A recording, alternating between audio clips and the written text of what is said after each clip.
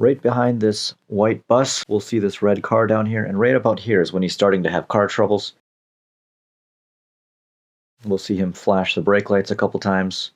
He's trying to get his car going, but for some reason his car is stalled out right there in one of the center lanes.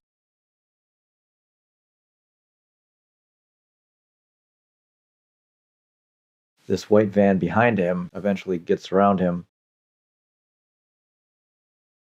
This is a very, very dangerous situation, and there are many other instances I could show you that have resulted in these stalled cars being smashed into.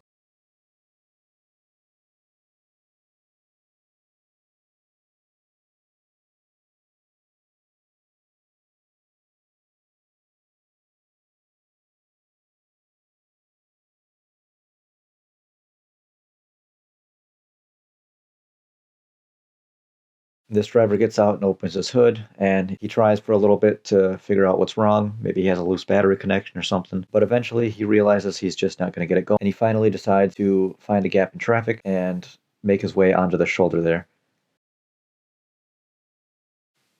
Luckily, traffic is moving pretty slow, so it's not as dangerous as it could be, but it's still a very bad situation to be in when you're stuck in a stalled vehicle and people are speeding down the highway in your direction.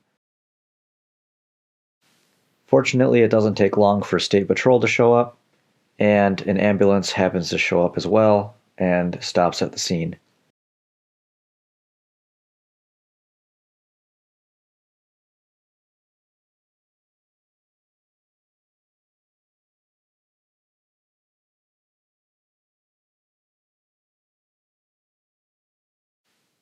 Now, the ambulance backs up and stops in the same lane that the trooper is in, just so they're not taking up so much of the space, and he's able to give the trooper some cover. Doesn't take long before a highway helper shows up, and the ambulance fortunately isn't needed. The ambulance is able to clear the scene, and the highway helper is able to block that outside lane there so the trooper can push the disabled vehicle off to the shoulder. On this particular stretch of road, there isn't really a shoulder, so he's just going to use the farthest outside lane and keep that closed until the vehicle is able to be towed away.